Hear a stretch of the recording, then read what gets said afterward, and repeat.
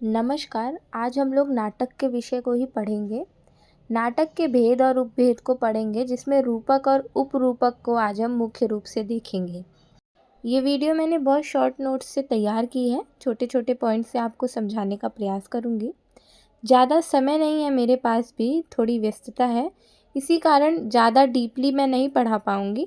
परंतु मैंने इतना प्रयास किया है कि आप लोगों को रूपक, उपरूपक और इनके जो भेद बताए गए हैं ये मैं अच्छे से बता पाऊँ और समझा पाऊँ। तो आशा करती हूँ आप वीडियो के अंत तक बने रहेंगे और शांतिपूर्वक इसको समझिएगा, क्योंकि ये थोड़ा सा क्लिष्ट है। तो चलिए हम वीडियो को शुरू करते हैं। सबसे पहले हम परिचय लिखेंगे। पारंपरिक संदर्भ में नाटक काव्य का एक रूप है जिसे दृश्य काव्य कहते हैं। जो रचना श्रवण द्वारा ही नहीं अपितु दृष्टि द्वारा भी दर्शकों के हृदय में रसानुभूति करती है, उसे नाटक दृश्य काव्य कहते हैं। मतलब नाटक को दृश्य काव्य कहा जाता है, जो काव्य हम आँखों से देख सकते हैं, क्योंकि काव्य तो हम केवल पढ़ के ही उसकी रसानुभूति कर सकते हैं, उसके रस का आनंद ले सकते हैं। परंतु जो दृश्य काव्य है, जो नाटक है, उसको हम देख कर भी उसके जो रस मिल रहा है उसका आनंद ले सकते हैं, या जो उससे उद्देश्य मिल रहा है उसको समझ सकते हैं। नाटक में श्रव्य काव्य से अधिक रमणीयता होती है। मतलब जो नाटक है वो दृश्य काव्य है और जो काव्य है वो श्रवण काव्य है, मतलब उसको बस हम सुन सकते हैं। तो यहाँ ये बात कही जा रही है कि जो नाटक है, जो दृश्य काव्य है, उसमें ज़्यादा रमणीयता होती है, उसमें ज़्यादा माधुर्य होता है। श्रव्य काव्य होने के कारण यह लोक चेतना से अपेक्षाकृत अधिक घनिष्ठ रूप से संबंध है। मतलब जो लोक है हमारा, जो सामान्य जनमानस है, उससे नाटक ज़्यादा जुड़ाव कर पाता है कविता के माध्यम से। मतलब कविता इतनी नहीं पहुँच, क्योंकि कविता को आप पढ़ना समझने के लिए आपको पढ़ा लिखा होना चाहिए। उन शब्दों को, उस शब्द में क्या बताया जा रहा है उसको समझने का इतना बौद्धिक पक्ष होना चाहिए आपका। परंतु जो नाटक है वो लोक चेतना से जुड़ा होता है ज़्यादा, क्योंकि लोक चेतना जो है वो देखकर उस चीज़ को समझ जाती है, क्योंकि वो ज़्यादा पढ़ी लिखी नहीं होती है। इसलिए यहाँ कहा गया है कि कविता के माध्यम से जो नाटक है वो ज़्यादा लोक तक पहुँचा होता है। नाट्यशास्त्र में लोक चेतना को नाट्य लेखन और मंचन का मूल प्रेरणा भी माना गया है। मतलब नाटक को, जो नाटक लिखने की परंपरा है, उसके अंदर मूल चेतना क्या बोली गई है कि तुम्हें लोक के साथ जुड़ना है, जो हमारा लोक जनमानस है उससे जुड़ाव रखना है। जो तुम्हारा कथानक होना चाहिए वो हमारे लोक से जुड़ा हुआ होना चाहिए। तो ये हमने छोटा सा एक परिचय तैयार कर दिया नाटक का, कि नाटक क्या होता है। उसको हम दृश्य काव्य कहते हैं। ये दृश्य काव्य है, इसलिए ये हमारे लोक जनजीवन से ज़्यादा अच्छे से जुड़ा हुआ है। तो ऐसे हम छोटा सा परिचय तैयार कर देंगे। परिचय के बाद हम हेडिंग डालेंगे भेद। नाटक की गिनती काव्यों में है। काव्य दो प्रकार के माने गए हैं, एक श्रव्य काव्य और दूसरा दृश्य काव्य। इसी दृश्य काव्य का एक भेद नाटक माना जाता है, परंतु दृष्टि द्वारा मुख्य रूप से इसका ग्रहण होने के कारण सभी दृश्य काव्यों को ही नाटक कहने लगे।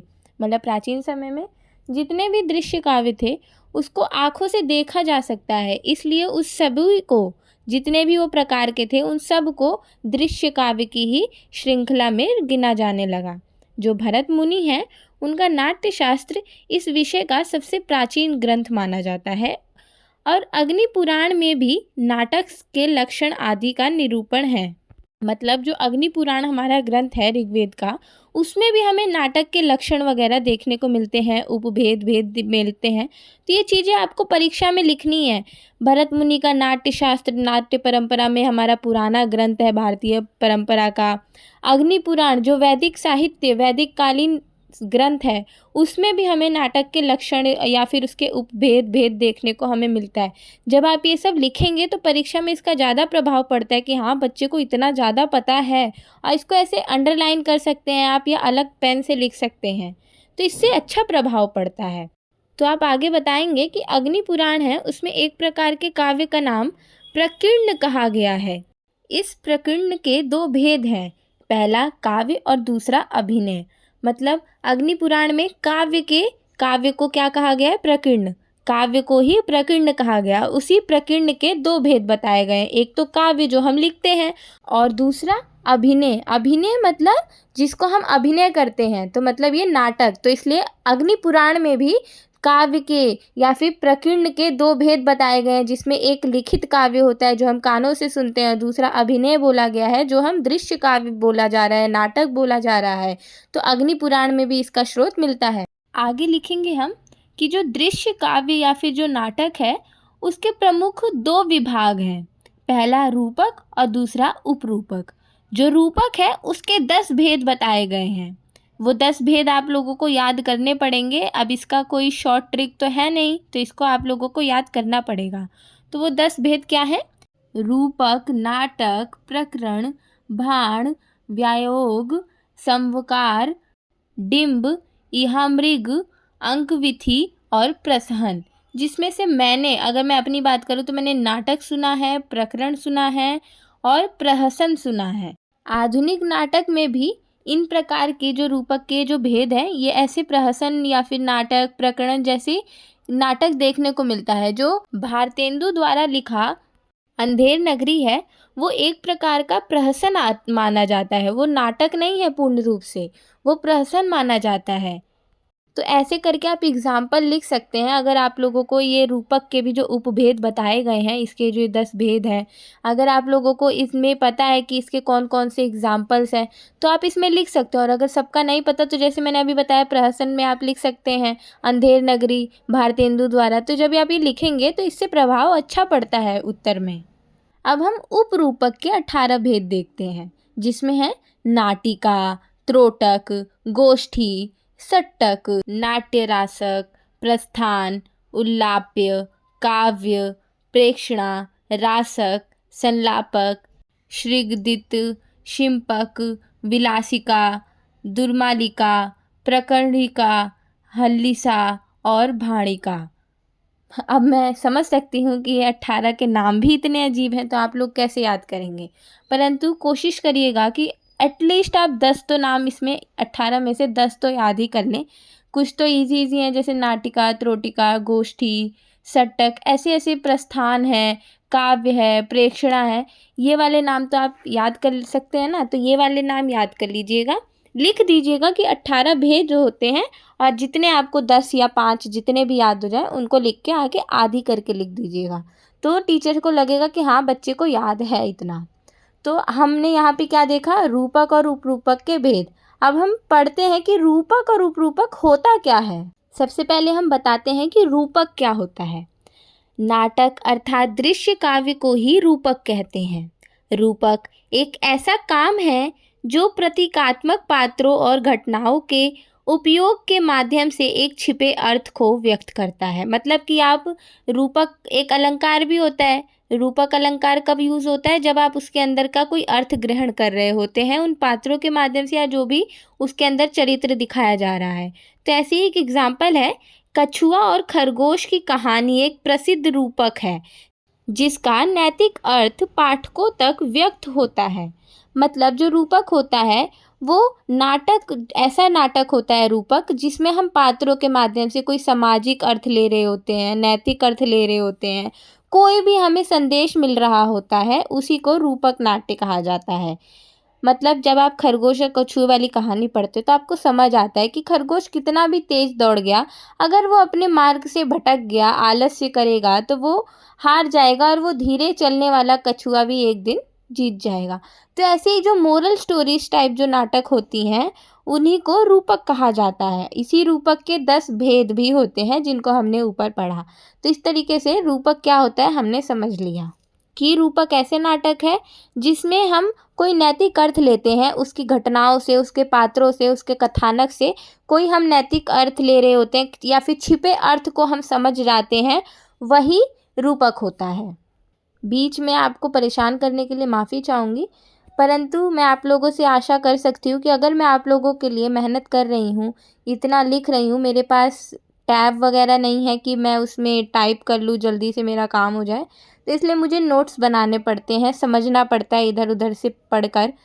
तो इतनी मेहनत अगर मैं कर रही हूँ तो आप लोगों से मैं ये उम्मीद कर सकती हूँ कि आप लोग सब्सक्राइब और लाइक तो कर ही देंगे चैनल को, और अपने दोस्तों के साथ वीडियो को शेयर अवश्य कर देंगे। मेरी भी परीक्षाएं हैं, परंतु आप लोगों के कमेंट आ रहे हैं तो इस वजह से मैं आप लोगों के लिए वीडियो बना दे रही हूँ, क्योंकि मुझे भी ऐसा लगता है कि बच्चों का पेपर अगर मेरी वजह से अच्छा जा सकता है तो मुझे थोड़ा सा योगदान कर देना चाहिए। परंतु आप लोगों से भी मेरा अनुरोध है कि कृपया वीडियो को एक सब्सक्राइब और लाइक करके अपने दोस्तों के साथ शेयर अवश्य कर दें। चलिए, तो अब हम उपरूपक को पढ़ते हैं। उपरूपक क्या होता है? उपरूपक नाटकों के भेद में से एक है। नाट्य विधा में एक प्रकार का छोटा नाटक या गौण रूपक, जिसे 18 भेद होते हैं जिसके, मतलब गौण रूपक यहाँ क्यों बोला गया है? रूपक एक तरीके से मुख्य नाटक हो गया, जो उपरूपक है वो एक तरीके से गौण है, सेकेंडरी नाटक हो गया। छोटे प्रकार के जो नाटक होते हैं वो उपरूपक में आते हैं। उपरूपक जो रस प्रधान नाटक है, संस्कृत रंगमंच में एक रूप है। मतलब उपरूपक संस्कृत रंगमंच का एक भाग था। एक भाग तो रूपक था, एक भाग उपरूपक था। इस प्रकार के नाटक रूप को लघु नाटक कहा जाता है। मतलब इस प्रकार के जो नाटक हैं उनको छोटे नाटक, लघु रूप कहा जाता है, लघु नाटक कहा जाता है, जो संस्कृत नाटक के पतन के समय प्रमुखता में आए। मतलब जब संस्कृत नाटकों का पतन होता है, संस्कृत नाटकों में क्या था, लोगों तक वो भाषा नहीं समझ पा रहे थे लोग, क्योंकि वो जो भाषा थी वो बस उच्च श्रेणी वाले लोगों तक को पढ़ने की अनुमति थी, उनको समझने की अनुमति थी। तो हमारा जो लोकजन था, लोकमानस था, वो उस भाषा को ग्रहण नहीं कर पा रहा था। इसलिए संस्कृत नाटकों का जब पतन होने लग गया, तब उपरूपक नाटक जो थे उनका विस्तार होने लग गया, और इन्हें ही वर्तमान नाटक में एक कड़ी माना जाता है। मतलब वर्तमान में भी आप उपरूपकों की संख्या अधिक देख पाएंगे। उपरूपक जो हैं वो लोक नृत्यों और लोक नाटकों से विकसित हुए हैं। मतलब उपरूपक जो हैं, उपरूपक प्रकार के जो नाटक हैं वो मुख्यतः लोक से प्रचलित हुए हैं, लोक से निकले हैं। तो उसमें लोक नृत्यों की संख्या ज़्यादा होगी, लोक नाट्यों की संख्या ज़्यादा होगी। जैसे नौटंकी हो गया, विदेशिया हो गया, इस प्रकार के जो नाटक हैं वो उपरूपक में आते हैं।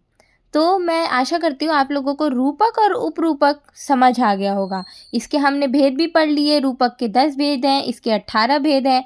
पूरे ना याद हो तो 5-5 याद कर लो यार, इसमें क्या हो गया। 5-5 लिख देना और उसके आगे लिख देना आदि या फिर इत्यादि। जब आप ये लिख देंगे तो टीचर्स को लगेगा हाँ बच्चे के पास टाइम कम था, उसने 5-5 लिख के आगे आदि लगा दिया, जैसे इंग्लिश में करते हैं एक्सेट्रा लिख के बाद ख़त्म। तो अगर पूरे नहीं याद हो रहे तो आप ऐसे कर लो। वैसे इजी वाले आप याद कर सकते हैं, ठीक है। तो उसको याद करके आप ऐसे कर सकते हैं, और ऐसे थोड़ा थोड़ा बता दीजिएगा कि रूपक क्या होता है, उपरूपक क्या होता है। नाटक का परिचय दे दीजिएगा, बता दीजिए अग्नि पुराण में भी नाटक के प्रकार बताए गए हैं, और भरत मुनि द्वारा नाट्यशास्त्र हमारी भारतीय परंपरा में नाटक का एक बहुत ही प्रसिद्ध ग्रंथ माना जाता है। ऐसे करके आप बता देंगे तो आपका बहुत ही सुंदर उत्तर तैयार हो जाएगा। जो मुख्य मुख्य चीज़ें उसको अंडरलाइन कर दीजिएगा। देखिए इसमें नंबर नहीं मिले तो फिर बताइएगा, बहुत प्यारा उत्तर आपका तैयार होगा। और मेरी तरफ से आपकी परीक्षाओं के लिए आपको बहुत सारी शुभकामनाएं। अच्छे से परीक्षा कीजिएगा। तो चलिए आज की वीडियो को यहीं अंत करते हैं। थोड़ी बड़ी वीडियो हो गई है, इसके लिए क्षमा याचना। वीडियो को लाइक कर दीजिएगा। मिलते हैं अगले वीडियो के साथ। धन्यवाद।